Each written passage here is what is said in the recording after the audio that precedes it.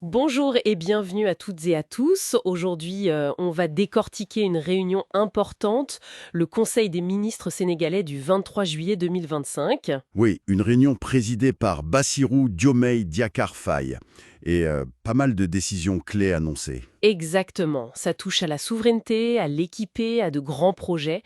On va essayer de comprendre ce qui se dessine pour le Sénégal. Tout à fait. L'idée, c'est de voir les orientations stratégiques majeures qui en ressortent. Allons-y. Alors, premier gros dossier, l'enseignement supérieur et la recherche. On parle d'un agenda national de transformation. C'est ambitieux comme nom, hein? Ah oui, c'est clair. Concrètement, ça commence par un plan d'urgence. Un plan d'urgence? Pourquoi faire? Pour finir les chantiers dans les universités, construire de nouvelles infrastructures aussi, et surtout recruter 500 enseignants-chercheurs dès 2025. 500, c'est pas rien. Et au-delà de l'urgence. Au-delà, c'est une refonte plus profonde. Ils veulent adapter le système, revoir le bac, le système LMD, licence, master, doctorat, quoi. Pour l'adapter à quoi? Aux besoins actuels? Oui, et surtout futur.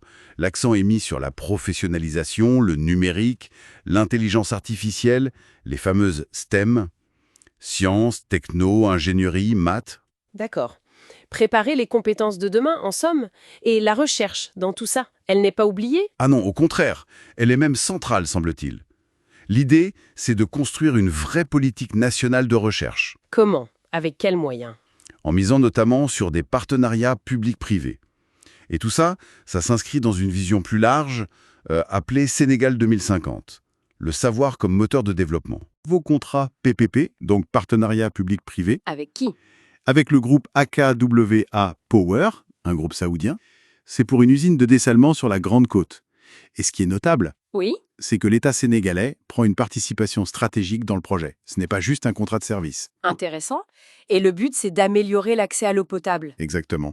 Surtout pour Dakar, où la pression est forte. C'est un enjeu majeur là-bas. On imagine bien. Mais Dakar, ce n'est pas tout le Sénégal. Quid du milieu rural? C'est aussi mentionné comme une urgence. Il faut accélérer le renouvellement des forages, des réseaux d'adduction et améliorer la gouvernance de l'eau en zone rurale. Donc, une approche globale. C'est l'idée. Et ça devrait aboutir d'ici la fin de l'année à la création d'une autorité de régulation du secteur de l'eau, pour une meilleure gestion globale. D'accord.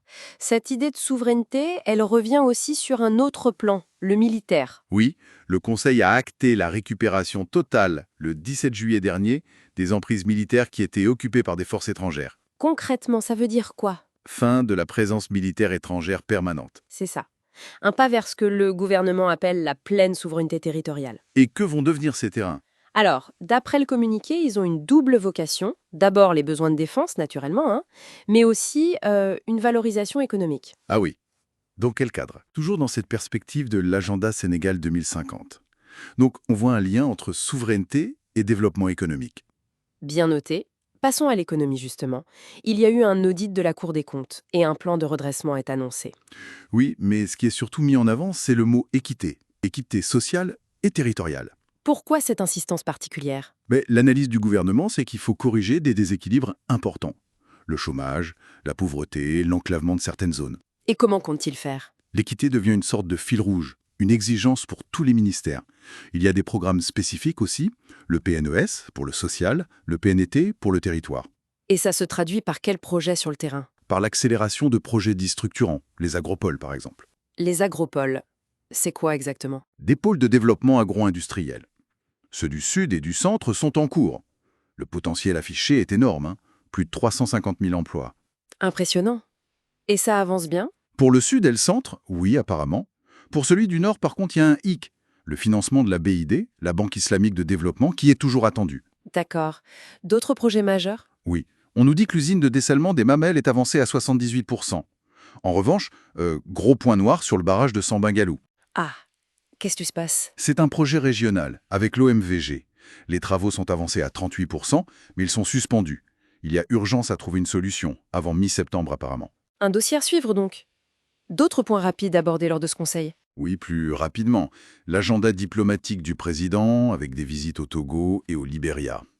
Des communications diverses des ministres. Budget, reboisement, la lutte contre les inondations, la stratégie numérique sans GEC. Et le sport aussi, je crois. C'est ça, adoption du nouveau code du sport.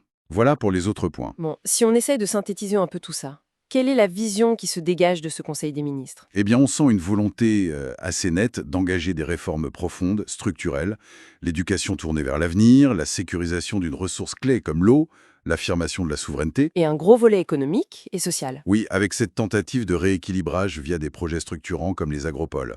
Mais il faut rester prudent. Pourquoi? Parce que la mise en œuvre, c'est toujours le défi.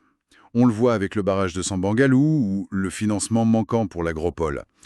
Les obstacles sont réels. C'est vrai. Et ça amène peut-être une réflexion pour conclure. Oui, Avec cette forte volonté d'affirmation nationale qu'on voit sur l'eau, sur les bases militaires et le lancement de projets internes très ambitieux qui demandent des moyens considérables, oui, où voulez-vous en venir? eh bien, comment le Sénégal va-t-il gérer l'équilibre, sans doute délicat, entre cette affirmation de souveraineté et la nécessité quasi inévitable de maintenir des partenariats internationaux et d'obtenir des financements extérieurs pour réaliser justement ces ambitions? C'est une excellente question.